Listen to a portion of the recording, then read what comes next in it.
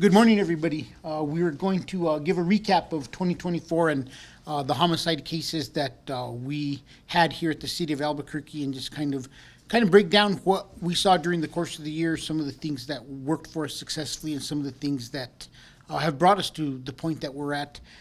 When I took over as chief in 2020, one of the first priorities was fixing homicide cases and making sure that we got justice to families.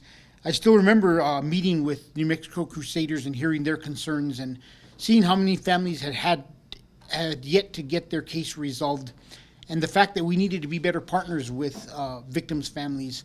Right after that meeting, we actually moved forward, myself and Mayor, and we hired Terry Huertas, who became our victims advocate, and we knew that we had to provide much more victim advocate services.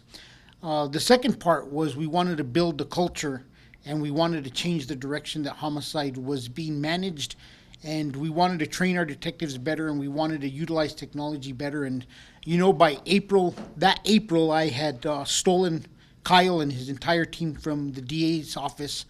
Yesterday I was with AG Torres, and he reminded me of the time that we stole all his whole team from the DA's office. But they were very successful in digital evidence, and they knew more of what the cases needed to look like to get over to the DA's office. But one big portion of the culture that we created that now has us about 3 years right at the 90% clearance or solve rate has been the work that our detectives have put in. If you look into 2018-19, there is a bunch of hiccups with high-profile cases that the Albuquerque Police Department was involved in. We arrested the wrong teen. We processed this case incorrectly in the murder of a child. There's a lot of criticisms towards our ability to investigate homicides. And for the previous 25 years at that point, I had sat in this room many times, and I had heard the concept of we are going to develop a process where people could advance through their career, and you could take a class here and you could take a class here, and eventually when somebody becomes a detective, you should have taken all these classes and you'll be a great detective. And I'd seen that fail for 25 years. Nobody got these classes, and these classes were unavailable, and you couldn't just attend all these classes. And at that point in time, I knew we needed to do a better job in solving cases and training our detectives. And the old school way of you'll just get on the job training wasn't cutting it. And at that point in time, I tasked my chief of staff at the time, Cecily Barker, with developing the Detective Academy. And a lot of the success that we're going to be talking about today and what we've seen the change was as a result of us training our detectives better and developing that Detective Academy. And it's been formalized. We actually added another week on. But I just wanted to give Cecily a couple of moments to talk about the Detective Academy and everything that goes into training our detectives, which kind of has brought us to the point where we're at today with the clearance rates that we're having. And even though we continue to have turnover within homicide and detectives get promoted or move to other units, we're still seeing the same ability to clear these cases. So, Cecily.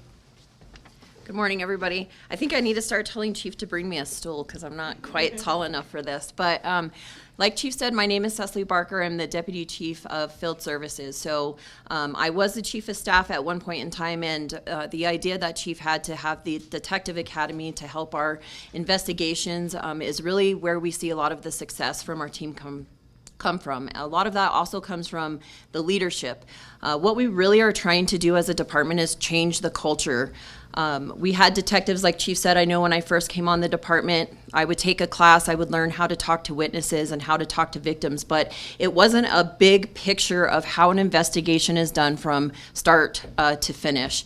So the Detective Academy initially would run for 2 weeks. We would have several classes to include having victims or family members of victims come in and talk to the detectives. And that was one thing that was really big for officers to hear what it was like for the family members to go through an unfortunate circumstance like a homicide, and to see how they speak to and the communication that they have with the families is very imperative and important.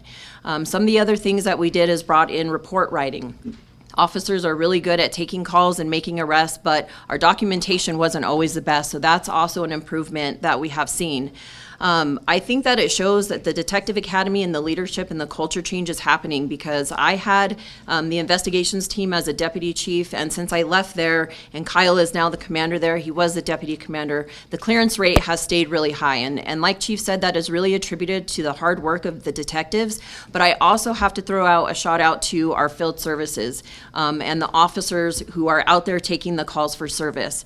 When I came on this department, and Chief has talked about it before, there was a lot of silos. Investigations and field uniformed officers didn't talk to each other. Investigations and detectives wanted to keep information tight to the chest. And we have what's called Duke City Stat now, where we meet once a week. All commanders and lieutenants are in the room, and questions are asked about specific cases, and that information is being shared in that meeting. Once a week, we're also bringing in someone, whether it be from the field or investigations, to give them what we call a Duke City Gold Star.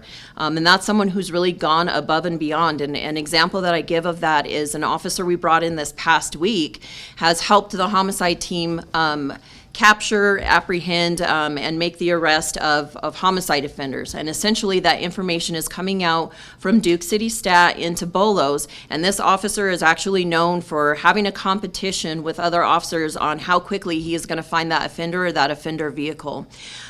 So again, I think the information sharing that we're having between the two bureaus, the Detective Academy and the overall big picture is helping us see the success that we're seeing. So again, just want to give a huge thanks to the detectives and the officers who are really doing the work. You know, and along with the advanced training that we're giving our officers, the sharing of information, one of the other big key components was the civilianization of some of our data intelligence and gathering of data, gathering of electronic evidence and everything. Kyle, do you have anything you want to say real quick about DIT and how they have changed the face of investigations for us? Sure. Thank you, Chief, and thank you, Deputy Chief Barker. The digital intelligence team, when you look around New Mexico and even when we travel around the country, is a unique, one-of-a-kind operation that is completely staffed by non-sworn specialists and forensic analysts.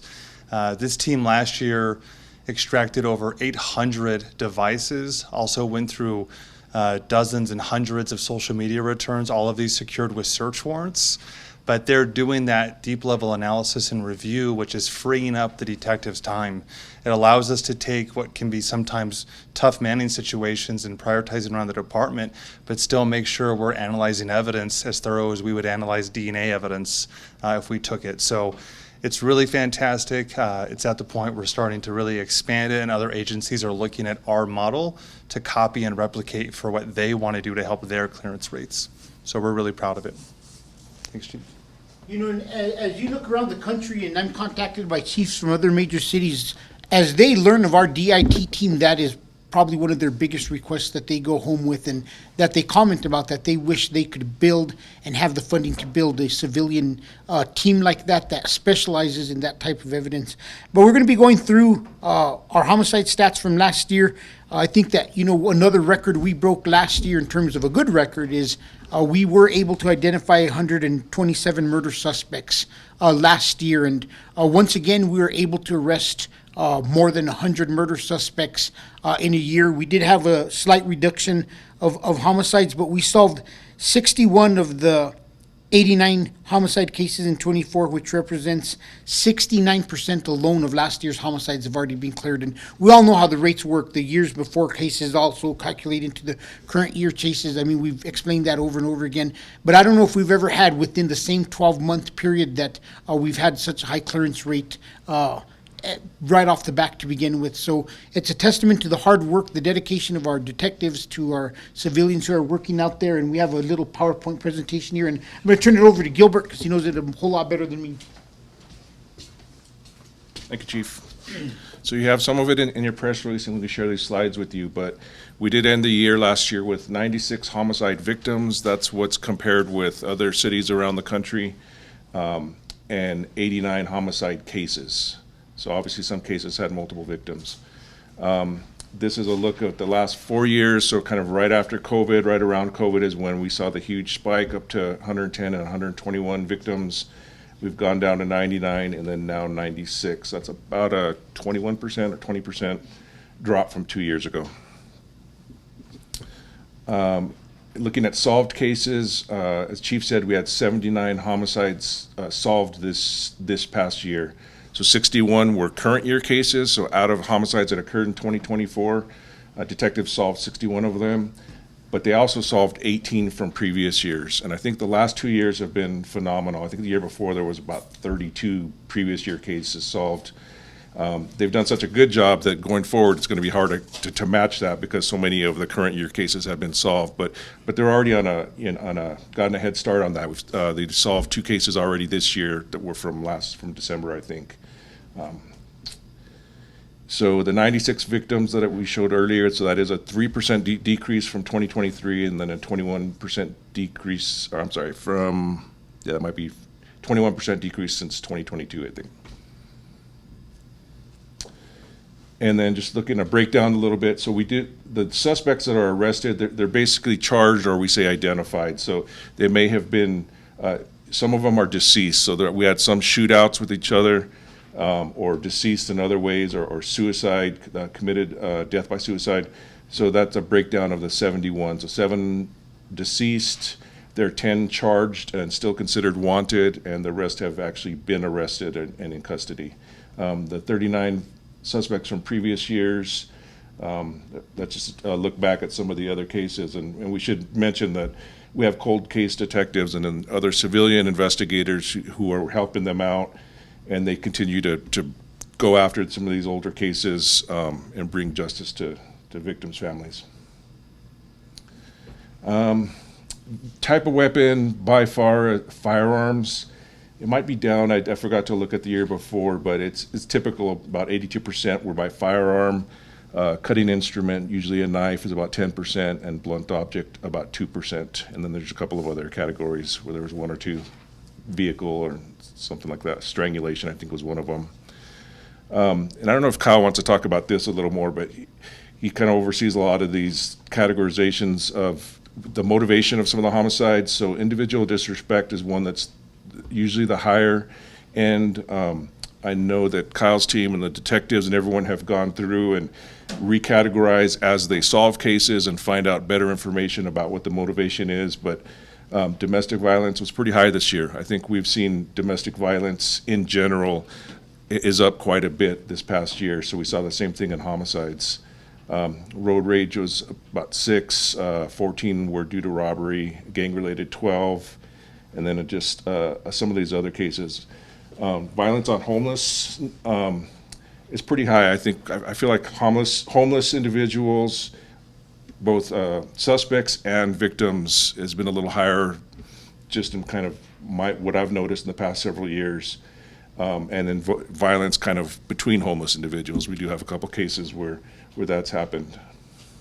You know, and I think it's important to notice when Gilbert talked about deceased suspects, some of those suicides were actually murder-suicides. If you look, we had a combination of 3 of those incidents sometime in the time frame of July, August, where we had a total of 7 deceased victims with 3 offenders who committed suicide in those cases. So I think it's important to recognize like that domestic violence number is really concerning, because 3 of those cases for sure involved multiple homicides before the individual killed themselves. We had one off of 12th Street, and we had 2 in the Southeast Area Command that were in total of this. Kyle, am I right? 3? Yeah, and there was a triple homicide as well. The one off of Monal was a triple. Yeah. And then the other were 2 doubles. BCSO has also had a case in the East Mountains, I think, with family members, yes. And so it's not unique, just within the city.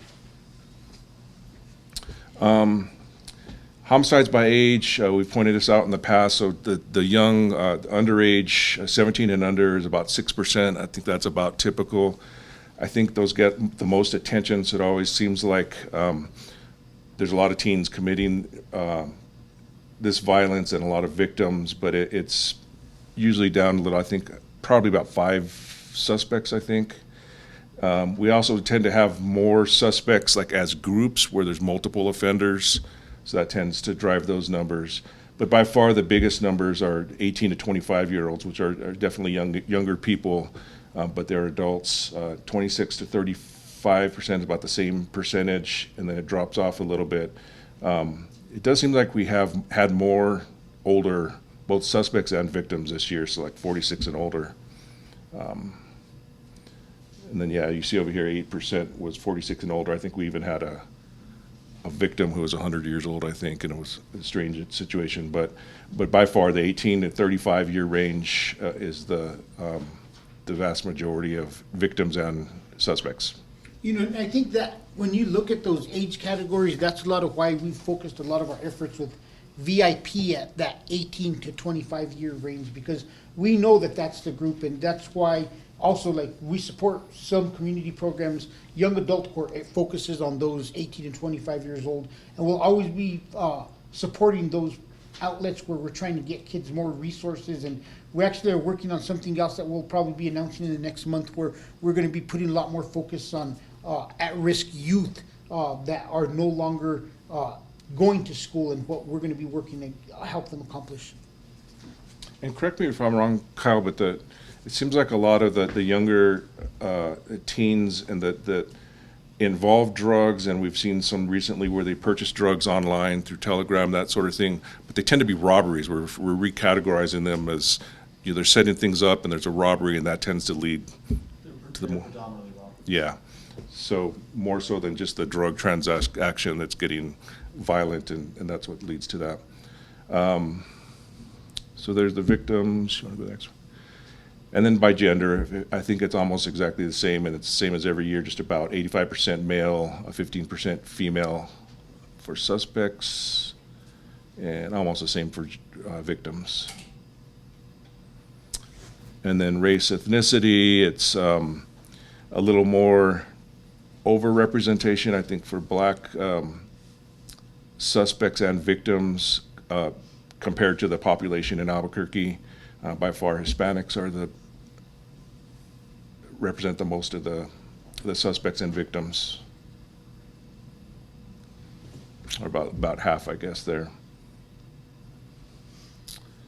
And so the murder solve rate, as Chief mentioned, I think it's about 89%. I'm trying to verify some facts right now, but basically that's all of the homicides that were solved in 2024 for 2024 and for previous years. So you combine that with the 18, and that gets us to 89%. And the last 3 years have been about 90% or a little above. And it's tough for them because we really want to try to push that 90% every year, but they did have some December homicides that we literally cleared in January, which would have pushed this over the 90%. So still very happy with the fact that they were able to get that high, and we already had some of those solved from this last year. And I should also mention, we didn't put it on the slides, but the unit also investigates what end up being justifiable homicides. But those get determined later on or through the course of the year or longer with the district attorney's office. And we do report all of those to the FBI. If it's a negligent murder, if it's a non-negligent murder or homicide, no matter what it is, they all get reported. But we focus primarily on the ones that are a crime and someone's getting arrested and charged. And I still have hope. I think there's still one in there, Kyle, that may be deemed non-homicide. Yeah, status has changed sometimes. This status, I think there's still one more that we really could sway the other way, that it ends up not being a homicide. And I also want to mention too that the Chief missed him, but the investigators who go out and do the apprehensions, we've had a lot of field units do a lot of great work with apprehending these suspects, but we have specialty detectives who go out and search down the worst of the worst, and those guys do a great job, and they've helped get them into custody. So there's about 10 wanted, and they're still looking for those folks. A lot of times those ones are out of state or out of country, but they don't give up. They keep on looking for them. Any questions? Yeah, I've got one. Well, a couple. Just want to clarify. So the murder solve rate is 89%, but for the cases that occurred in 2024 and were solved in 2024, that was 61? 69%. 69. Thank you. So my first question is, were there any unusual trends or changes you noticed this year in your homicide cases that stood out as compared to other years? I know you mentioned crimes against homeless and between homeless. I know you mentioned the age groups and robbery. anything that stood out to you? You know, and I'm going to give Kyle a second to come up here to talk about what he noticed. But the one is that I noticed the most, I already spoke about, was the multiple homicide suicides. We had 3 incidents, and I think 2 of them were kind of like culturally based as to why a family member killed other family members and then themselves. And that's something I typically don't remember in the course of my career, where we had 7 homicides that were the result of a multiple homicide / suicide. So those 3 cases alone equaled 7 homicides. The other trend that stood out was, if you look at every month, if you took off the month of August, we were on pace to be under 80. Like, we were doing really, really good, and we really felt like we had like huge reduction, and that month of August really drove the numbers back to the reduction that we had. But that month of August really still stands out in my mind because we just had a rash of homicides. And later on, I'd love to really do the research and the data to see, did we have more releases from people in custody, did the jails? But it's so hard for us to get to every bit of that data. But eventually, at some point, I'm hoping that we could get data that kind of will point out to what occurred in August, that all of a sudden it's off from the rest of the year. But July, and this, the funny thing is, July was our best month. I think we only had 2 homicides in the entire month. So it was funny how from our best month in a decade to our worst month historically, we went to in July and August. So motives for homicides is a semi-controversial topic. It's very subjective, except to one person, the person who committed the murder. They know in their heart what truly pushed them to do it, even if they only thought of it a half second before they pulled the trigger. They actually only know the motive. But what I push our teams to do is use our expertise and what the crime scenes are telling us and what the evidence is telling us to have a better idea so we can find better choke points for prevention.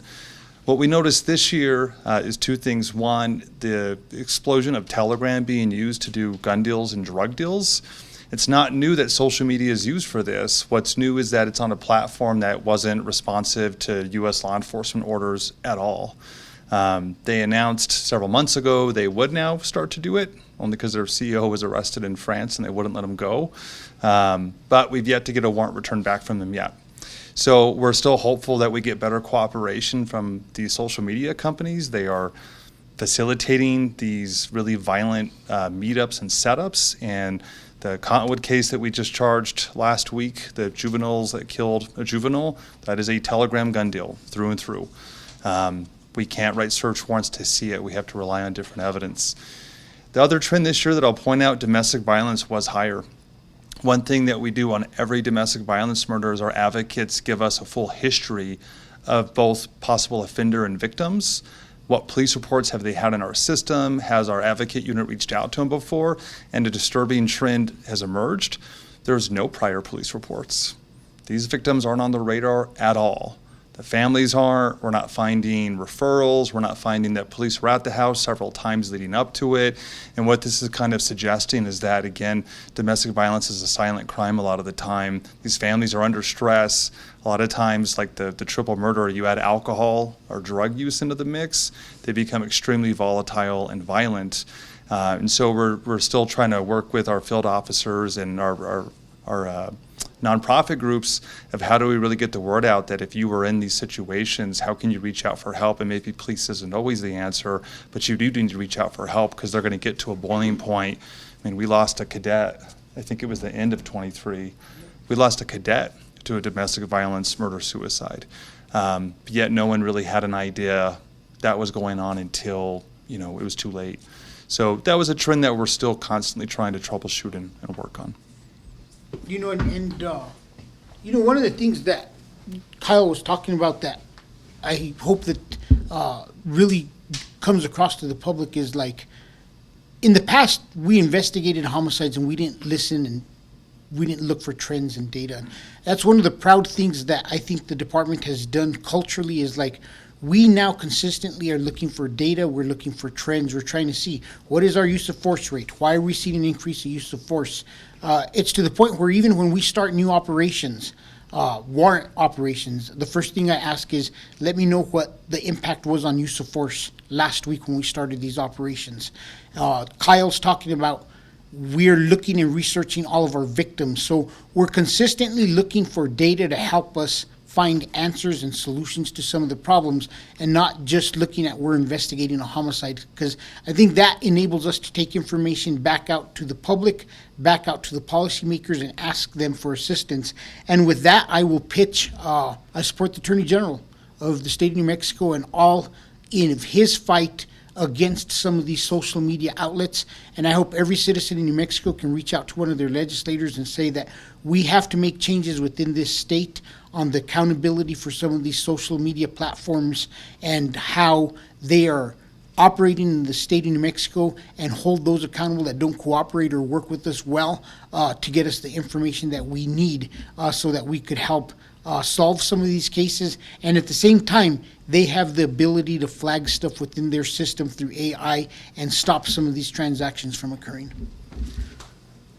Yes? With the social media stuff, is it mainly teens who are using it, or is it older adults? Is it a mix? And if so, if it is teens, what should parents do? What should guardians do? What should adults do to supervise their kids to make sure they are getting involved in this stuff if they can? You know, number one, and this is just ageless, is like parents should know what their kids are doing. Like parents should ask questions, they should verify. And the biggest advice I could always give to a parent is, so many times kids tell one parent they're doing something and another parent they're doing something, and neither parent knows what's going on. And had the two parents just spoke to one another, they would have figured out that something was going on that neither one of them would have approved of. So make sure you know your kids' friends is the biggest piece of advice I have, and make sure that you're speaking and communicating with their parents about what kids have planned and what kids are doing, and you're already a big step ahead. And as for the social media, I would say that it's not just juveniles, but it's younger adults, which is a lot of the data you saw. It's the younger adults that are involved in these crimes. So I'm not going to say that it's just juveniles. It's the younger individuals who utilize social media more are more likely to get involved in these incidents. And Kyle said it really best, is that a lot of these are robberies. The intent from the very beginning is robbery. They have no intent of carrying out the transaction. And this goes back years. I think the Otero homicide years ago, one of the early homicides I came in when Kyle helped us with about coming with chief, and we've grown a great relationship with his family. It was the same thing. It was a setup through social media that resulted in the homicide. Can I just add one tip for parents? We tell them it's simple. It's hard to go through your kids' phones and your teenagers' phones without, causing maybe trust issues. You should at least be downloading the apps they have downloaded, and you should have accounts. Be your friend's kid on Telegram. When they have a water gun emoji with a snowflake, they're dealing cocaine and they have a gun. That's what their username is telling you. It's that simple. But if you shy away from doing it because you think it's too hard to understand, they're out there allowing to create their own little portal and roll into it. So be their Snapchat friend. Right? Just by doing that, it's letting them know, I see you. That will do a lot to kind of deter maybe some of the brazenness that we see. I have a follow-up question with domestic violence. A couple months ago, I did a story of this person who was in a domestic violence relationship, but this person was being threatened because they didn't have any citizenship or anything. So what would be your message to the Hispanic community who are afraid to call out these cases because of threats and being made? La policía de Albuquerque vamos a ayudar a la gente que necesita ayuda, y nosotros no vamos a estar haciendo cosas con immigration, mandar a alguien para fuera de la Estados Unidos o hacer algo a dirigir a alguien que ellos están aquí sin papeles. So we're always going to work with all sections of the community that need help. We're going to give them the resources they need, and we do not ask immigration status or report individuals because of the city ordinance that is enacted in the city of Albuquerque. I believe the highest category was individual disrespect. Can you just go into some more, what exactly does that mean?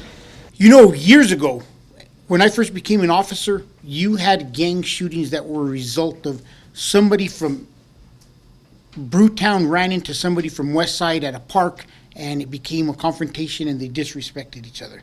And they'd have to actually come into physical proximity to tell each other and for them to know that there was that disrespect that had occurred.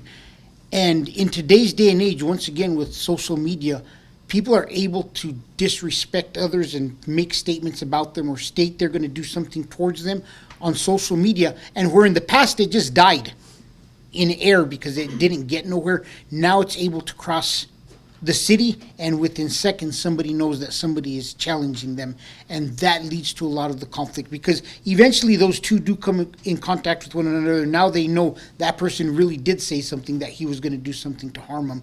So it's just that category of individuals speaking about one another and an individual feeling disrespected or that somebody did something to impact their honorability within the community. Kyle, do you have?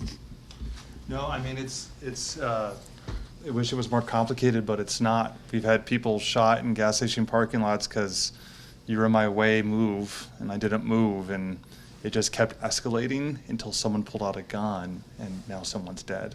I wish it was more poetic. It's not. It's real ugly. How many folks you got in the DIT unit? 9? 10. 10. I'm off by 1. Do you have an amount of August homicides? 17. 17, I believe. We'll get that exact number for you. Somebody will get that to you. It didn't seem like the gang-related homicide category was very high. Is that usual? Have you been seeing a decrease in gang activity? You know, I've been saying this for years. We've been saying this, and we say it over and over, and we get questions all the time. It's like, hey, where's your gang unit? And that data right there is exactly why we've had to modify. We could continue to try to say we're going to fight gangs, but the truth is they're more social groups. Somebody, like in the past, 2 gangs didn't get along, they never got along. And now we have individuals who may 1 week be hanging out with one social group that has loose affiliations to an old gang network, that the next week they're hanging out with people who were their rivals years ago. So it's more based on social groups, and those are very fluid and change, and it's very hard for us to pin it down to this person is a diehard gang member of this group of individuals, as opposed to in the past when it was you are this gang and that's it. At the beginning, you mentioned high-profile cases. One of the more high-profile cases as of late was the murder of John Cisneros, the owner of the Corvita tattoo shop. We really haven't heard much about that case in a couple of weeks. Is there any update? Is there anything you can say about that? Yeah, it's still an active investigation, and sometimes you'll see it takes us months, and there are still cases that we're working on. So they're working diligently. Deputy Chief Vega gets me updates from time to time, but I don't think Kyle has anything to add. There's still leads we're tracking down. Can't really say much on it, of course. Mark? Chief or Chief Barker, you made reference to a patrol officer who's going above and beyond out there to help you guys out. Are you able to identify him or her, where they work? Cecily, you want to give him a shout out? Sure. His name is Officer Lotta, and he works in the Southeast Area Command. Our Southeast officers are some of our best and finest officers. And so we actually, like I said, called him into Duke City Stat to give him a kudos. In the last few months, he located 2 homicide offenders, has located several vehicles throughout the year. And I reached out to the detectives just to ask if they could give me some insight on what they thought about the officer, because I read the SIG alerts and I see what's coming in. I know that the work's being done, but I like to hear what peers have to say. And essentially, they said that he was a badass. So. Great, and spell it for us? Oh, L-A-R-A. I was like, L-A-R-A, Manuel, yeah. You know, and there's numerous officers throughout the city that do a great job. And for example, and we, like Cecily said, they try to bring him into Duke City Stat. They give him a coin. they recognize them for their great work in dealing with the issues from the previous weeks. And just a couple weeks ago, myself and Chief of Staff Hernandez, the officers, there's 3 Southeast officers who captured the individual who murdered the juvenile at the washermat. That next week, we took those officers out to breakfast, because when a field officer is so motivated and aware of their surroundings, and an alert comes out on a car involved in a homicide in the Northeast, and they're immediately, all of a sudden, every car of that matching that nature is on their radar. That is a great thing, and these officers all did a great job in locating homicide offenders the day that homicide occurred, or within days of them getting the information of who we're looking for. So, I always get the question, how's the morale of the department? I think the latest stat I got was we transported 15,000 people to jail last week. You don't have a department with poor morale that's arresting 15,000 people if they don't think they can do their job. I've got one last question. How are we looking so far this year? We're only halfway through January, but We've only had 2. One. We've only had 1. See, I was even adding 1 to it. Of course, clearance is great. What do you think your department can do to counter the culture, the concept of solving problems through homicide? What can you do? We can't do it alone. That I can promise you. There needs to be a life skills course taught through high schools on how to deal and mitigate through conflict, a conflict resolution course. And I heard today APS is revamping their life skills courses to include finances. I would recommend that someday they take a look at life skills courses on how to resolve conflict, how to get out of situations where you could become a victim, because so many of these homicides are pointless, like Kyle said, because you gave somebody a bad look, because you individually disrespected somebody.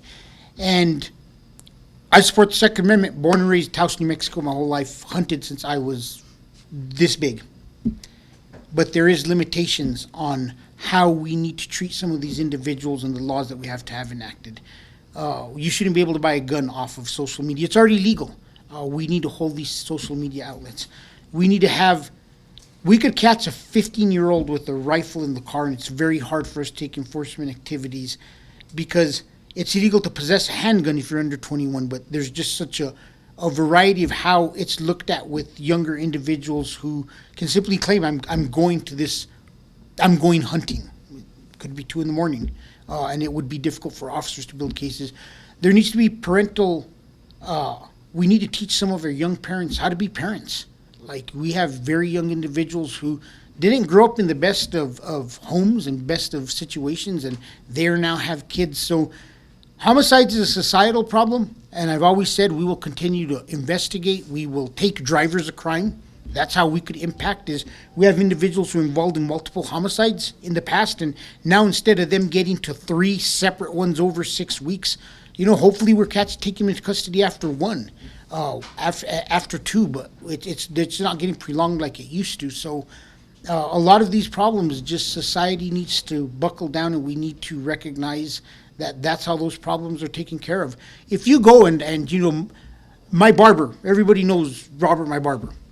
He ex-con, and the first thing he'll tell you is he was led into a life of crime because he didn't have the finances to keep up with all the other kids and the shoes that they bought and the clothes that they bought. And he wanted to fit in with the rest of them. And I think that we have to look like, how do we lessen poverty? You look at the parts of the city that have the biggest crime, and it's the most impoverished neighborhoods. And how do we help those kids get educated? How do we teach them to resolve conflict? And how do we create a better living and growing up environment for them? So that's a huge question that needs to be answered by everybody working together. And I think that's why we really advocate that we have to work in partnership with all aspects of the community and partnerships with all members of the criminal justice system. Can I just add one more thing too? Piggybacking on the field services officers catching more and paying more attention and able to track down folks. One of the things that we've done, and it's as pertinent to the media as well, is the investigations unit has done more to push out video or pictures of vehicles within the sworn officers first, and if possible to the media, but they're always having to strike a balance and determine what's best for the investigation.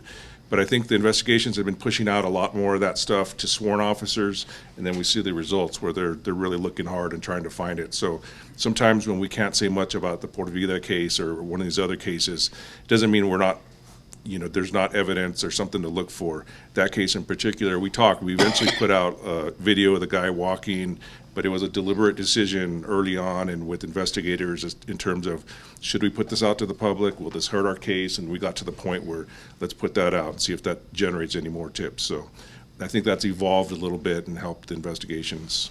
And Cecily, Deputy Chief Barker talked about it, like the siloing of information. It is a culture shift for us to get information out. And the three best examples I'll use of that is, I still remember the first officer-involved shooting when I was a deputy chief and I was en route to at the Walmart at Eubank and I-40. And I looked at Gilbert and I go, hey, bro, did we fire shots? And he said, yes, every indication is. And I talked to the commander and I told Gilbert, tweet it, officer-involved shooting. And everybody about lost their mind.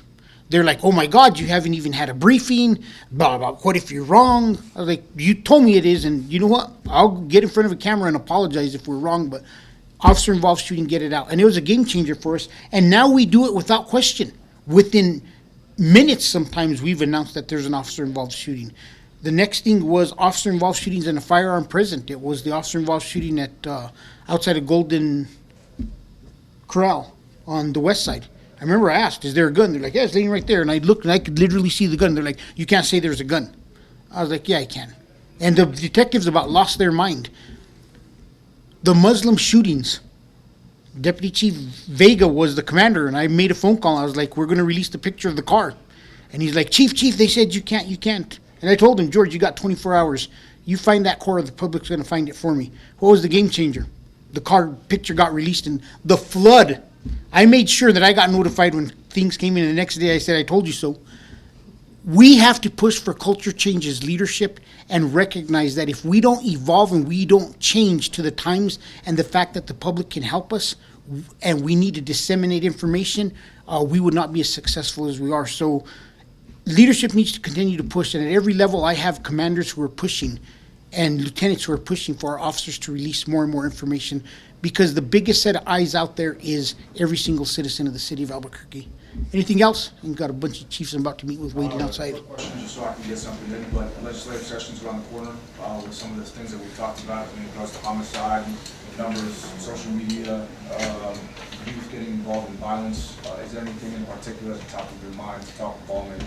Number one, Metro Crime Package that we've put together is imperative to us. There's, I think, a $10 million ask for the Real-Time Crime Center.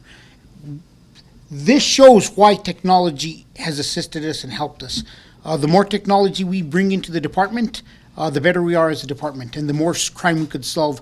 By May timeframe, every single marked unit from the Albuquerque Police Department will have a camera, a dash camera, but the difference now is that dash camera has a built-in LPR. And I guarantee you we're going to find more and more stolen cars. We talked about stolen cars yesterday.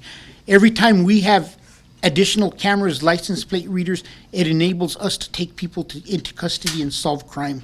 DTI, our technologies to break phones open, everything, all that technology costs money. The next part is simple changes.